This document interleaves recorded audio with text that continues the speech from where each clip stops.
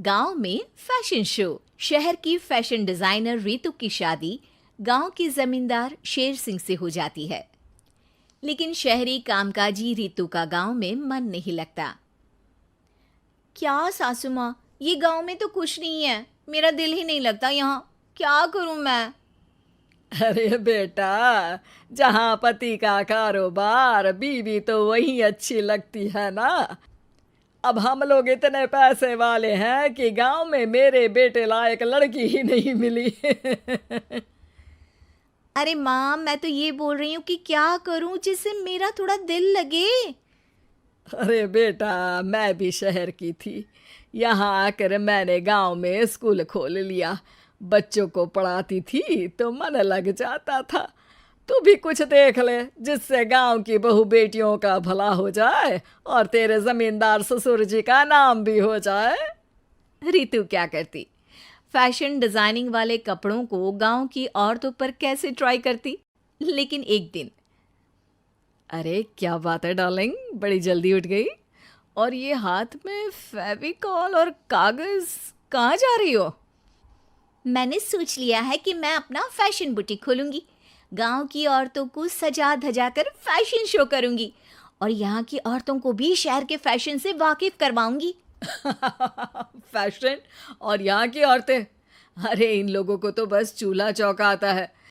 खाली समय में एक दूसरे के सर से जुएं निकालती हैं या फिर अचार पापड़ बनाती है। इन लोगों के बस की नहीं है फैशन को समझना।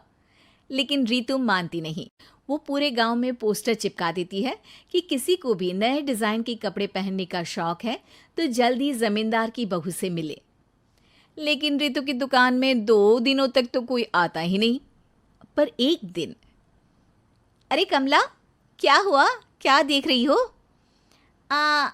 ये पुतला देख रहा है दीदी। क्या दिख रहा है इसमें ऐसा? अब देखो तो दीदी, ये पुतला मेरे जैसा ही है ना, पतला दुबला लंबा, बस मैं काली और ये गोरा। तू ये बता, इस पुतले के कपड़े तुझे कैसे लग रहे हैं?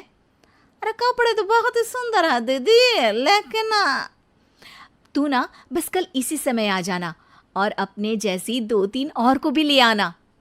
अगले दिन कमला 2 लड़कियों को लेकर आ जाती है।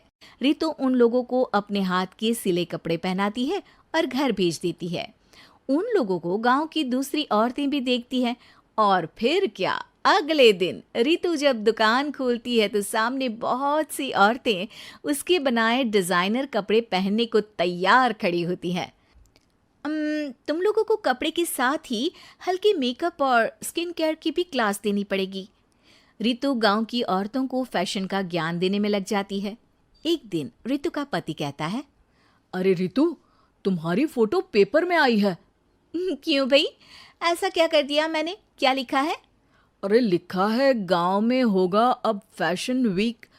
अरे हाँ, कल ना कोई फोन आया था मीडिया वालों का, तो मैंने भी बोल दिया कि फैशन शो तो अब गांव में होगा।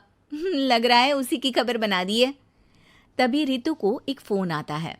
हेलो, कौन बोल रहा है? जी मैं काम्या बात कर रही हूँ, लुक में फैशन वीक से। हम लोगों ने आपका काम देखा।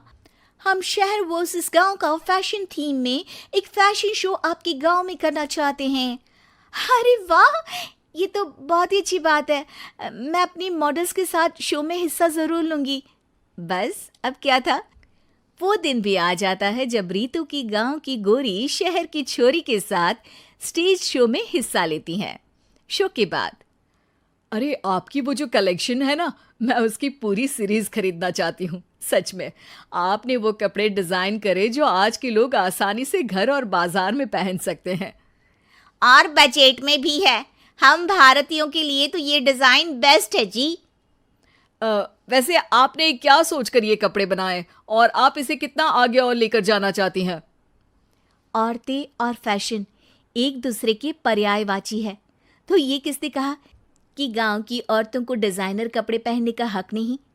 मेरा मानना है कि शौक सभी औरतों में होता है। ज़रूरत है तो बस उसे जगाने की, उनके हिसाब और बजट के कपड़ों की, जो मैंने बनाए और सबको पसंद भी आए। अब रितु का गांव हर जगह प्रसिद्ध है, ना सिर्फ रितु के लिए बल्कि वहाँ की औरतों की फैशन के लिए भी।